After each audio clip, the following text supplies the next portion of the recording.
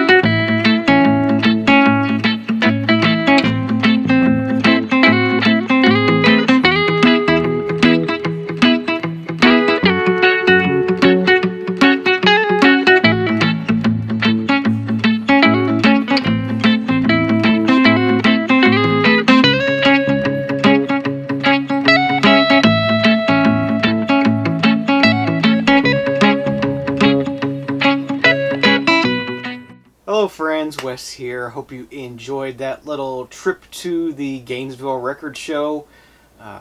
Previously once a year, and now it looks like it's going to be twice a year. They're already talking about having another record show in March, so that'll just be awesome. I've really been looking to limit my trips to record shows in Tampa and Orlando just because of the time involved, as well as fuel costs. You know, it costs $40 or $50 to drive down there and back. So it tends to be an expensive thing. So if the more record shows come to me, that's just awesome. So I'm really looking forward to that. So if you are in the Gainesville area, be on the lookout for another record show coming up in March. And while I'm speaking of that, thank you to all of you who said hi yesterday at the record show. It's always flattering to actually come in contact with and meet people who are actually watching these videos. Sometimes you put up these videos and you forget that people are actually watching, even though you put them up with the intent for people to watch them. You know, you kind of, it's kind of a weird situation where you almost don't want to think about people watching sometimes, because we all have I guess sort of personal feelings that make it sort of odd to think that you know, people we don't actually know are watching these videos. But they're fun to make, and I love watching other people's videos, and I love to share what I find. So thank you to all of you who said hi yesterday. Really nice to meet you all. And to all the rest of you who are watching, don't be afraid to say hi if you see me out and about somewhere. Just say, hey, I've seen your videos before, and just say hi. It's nice to meet you all. So without further ado, let's go ahead and get into my stack of vinyl. I did pretty well. I will say, I guess I wasn't feeling that well yesterday. I made some bad decisions. There were some records I bought that I actually have already gotten rid of because they were so bad. I bought a lot of bad records without actually looking at them. So this is what I found that's actually good. So let's go ahead and get into it. First things first, wouldn't be a record show without me bringing home a Tangerine Dream album. And this is one I hadn't heard of before. It's called Ricochet from 75 is when this is from. Of course, Tangerine Dream is that sort of I don't know what you want to call it, krautrock, electronic rock, on the Virgin label. Cool. This was supposed to be $3, but the seller only charged me $1 for it, so that was awesome. Next up we have a band called Interior on Windham Hill Records. Didn't know what this was, just the artwork caught my eye, looked interesting. But I noticed on the back it says produced by Hirumi Hosono of Yellow Magic Orchestra, so I thought I'll definitely check this out. Could be good, could be interesting.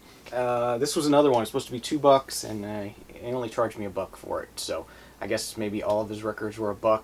And the last thing I bought from this seller, this one was actually $1, and this is Diodato's Very Together from this was from 80 or from 76. Okay, this is earlier than I thought it was. I thought this was from the 80s, but a Diodato album I hadn't heard of before. Okay, moving on. These next few records were all from a seller who had I think they were $3 each, or 2 for $5, or if you bought 10, they were $1 a piece, 10 for $10 basically. And this is the seller where I ended up mistakenly buying a bunch of junk. Didn't check it out well, so that was my mistake, but I did come away with some good ones here. First one we have is a compilation of Steve Winwood's material. Hadn't seen this one before. I thought it was pretty neat to see this, and hadn't really thought of it before, how many bands Steve Winwood actually played in. You get stuff from here from the Spencer Davis Group, Traffic, Blind Faith, Powerhouse. So really neat to see and hear all these different songs that Steve Winwood played on, or bands he was in, as well as having a successful solo career. So 2 LP set on United Artists. That was definitely worth $1 there. Next up we got Harry Chapin, Veritas and Balderdash. Has Cats in the Cradle on it, of course, one of probably the most well-known Harry Chapin songs. And I thought it would be cool to hear the rest of this album. You know, I've heard Cats in the Cradle a billion times, but I don't think I've heard any of these other songs that are on here on this album. From 1976 on Elektra Records. Pretty Butterfly label. I do like that label a lot. I got an album here from Mike Oldfield titled Platinum. Of course, Mike Oldfield did Tubular Bells and does that sort of new age, sort of ambient type works. Needs some help from the glue gun, but otherwise it's in good shape. Another one that the title track is heard it a million times, but wanted to hear the rest of it. This is Timmy Thomas's Why Can't We Live Together. Should be from around 74, I think. So yeah, as I said, I heard Why Can't We Live Together a million times, but the rest of this album is probably going to be new to me, and this is what I love about buying records, is just going back and listening to the rest of the albums, to all these really big hit songs, and just hearing the rest. Sometimes you find some gems in there, and sometimes the one hit song was the best song. So it's always fun to explore. Next up we have, I guess technically this is an album from Keith Jarrett titled Bop B. It's the music of Dewey Redman, Charlie Hayden, Alec Wilder, and Keith Jarrett. Performed by Keith Jarrett, Charlie Hayden, Dewey Redman, and Paul Motion. This is on ABC Impulse Records. That sort of purple and green label. And I mainly just bought this because saw Keith Jarrett on there and thought, give it a try and see what it is. And as well as Paul Motion, pretty well known. Charlie Hayden, of course, is well known as well. Dewey Redman. Alright, moving on into the folk genre, we have Josh White with Chain Gang Songs. Sort of bring the African influence, African American experience and influence into folk music, and this ought to be pretty darn good. I was really happy to find this. Josh White albums usually not easy to find, and they usually don't sell for cheap, so it was really cool to pick this up for $1. And last but not least, from the Dollar Bin seller, this one's for you, Matt Sands. I don't know anything about it. Put it on for a little bit last night. Sounded pretty good. This is Happy Is, the Sunshine Company. Sunshine pop sort of sounds here, you know, along the vein of Mamas and the Papas and other things. So yeah, as I said, so that's the Sunshine Company, Happy Is. Cool pickup for $1. Alright, next up we got a few records here. 4 records. I ended up paying $10 for all of them, so $2.50 a piece on these. First thing we have here is Emmett Rhodes' self-titled album, Don't know if this is his debut album. I actually mistakenly bought this thinking it was Chris Squire's album. I can't even think of the name of that album right now. It has sort of a similar look on the cover. I don't know what I was thinking. As I said, I wasn't feeling well yesterday. This is a promotional copy. Got that there. It's a cool pickup. It'll be interesting to listen to nonetheless. Since I only spent a couple bucks on it, not too depressed that I bought it on accident. I'm always looking on the lookout for Wendy Carlos or Walter Carlos albums, and this is the Well-Tempered Synthesizer. Electronic versions of classical music, very traditional. It'll be interesting to hear some of this early synthesizer work where it really took a lot of effort. You had, they were monophonic synthesizers, and you really had to record each piece separately and just sort of layer things together and build up as you go. And it's a very interesting process, and definitely look forward to checking this out. Next album is one of my favorite albums of all time, an album I know and love, an album I have multiple copies of. But I did not have a German pressing, so this is a German pressing of the Moody Blues Days of Future Past. This one did suffer some water damage, but it does have this cool sort of full picture of the album artwork on it. Normally there's a big white stripe across the top with the title on it. But it's kind of cool to see this artwork blown up and take up the full cover. So this is a German pressing of this album. I've heard that the UK pressings are the best when it comes to these UK pressings that are on the Dynamic Sound System DSS label there. This is a German pressing on the DSS Duram label. I think it does sound better than my US pressings. I was hoping for this to be quieter than it was. It's a little bit noisy, but it does sound really great. So I think I will be on the lookout for a really nice UK pressing of this on the DSS label. It was cool to find this. And the last of the 4 records I bought for $10 is Queen Live Killers 2LP live set from '79. All the classic Queen songs on here. We Will Rock You, Killer Queen, Bicycle Race, I'm in Love with My Car, Bohemian Rhapsody, We Will Rock You, We Are the Champions, all the classic Queen songs on here, as well as many more. And I thought that was just a nice 2LP set of live Queen music. I don't think I've heard much live Queen stuff before, so that was pretty cool. Next up, I got a stack of $2 records from Arrow's Aim, one of the local record stores here in town. They had a bunch of extra overstock, and they were selling off some things that were having trouble. They were having trouble selling in the store, so it was originally marked much higher in the store, and they put them all in a bunch of boxes, and we're selling them all for $2 a piece. So I believe I got 9 albums here, so let's go ahead and get into those. First one we got here is Paul Butterfield, Put It in Your Ear. It's from 1975 on Bearsville Records. Michel Legrand on Verve Records, with Ray Brown and Shelly Manne at Shelly's Manhole. This next one was a blind buy. It was still sealed. It looked interesting, just like the album artwork. Shrink wrap is starting to fall off on it, so I'm actually going to have to open this up. But this is Rasa, Everything You See Is Me. Some interesting looking artwork. Don't know anything about this one. Could be good, could be bad, who knows. Another folk legacy record to add to my collection. This is Tom Brandon, The Rambling Irishman.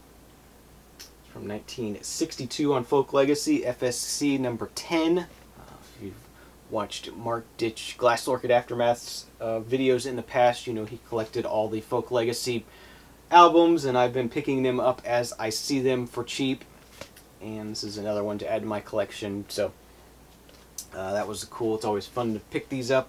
I didn't even see, yes, the booklet. These do have really nice, all these Folk Legacy albums come with really nice booklets that are really descriptive as far as the music itself, you know, what the lyrics mean and all that. Just really great, detailed, and you can see this booklet just goes on and on and on. It's like 40-page booklet here. If you're into folk music, be on the lookout for these Folk Legacy records. They're really cool and really well done.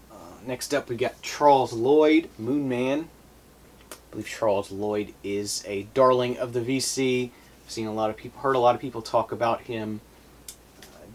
Don't have any in my collection, but I saw this and knew I should probably get it for $2 as well. It's on this really cool cap label. Really cool label there. I really like the graphic design of that label. Next up, we got another album from It's a Beautiful Day. This is Marrying Maiden, another one that is well loved in the VC, and one I've been kind of on the lookout for. I have the self-titled album, but that's all I have from It's a Beautiful Day. Nice to pick up a copy of this for $2. All right, next up is something I have been on the lookout for a while now. It was actually something somebody else had picked up. Then he walked away, and I thought, oh, maybe that wasn't his records. And so I went ahead and grabbed it. He came back, and he's like, oh, yeah, that was mine. And I said, oh, yeah, it's pretty cool. It's something I've been looking for. And he actually gave it to me, let me have it. So this is E.T. the Extraterrestrial storybook record done by Michael Jackson.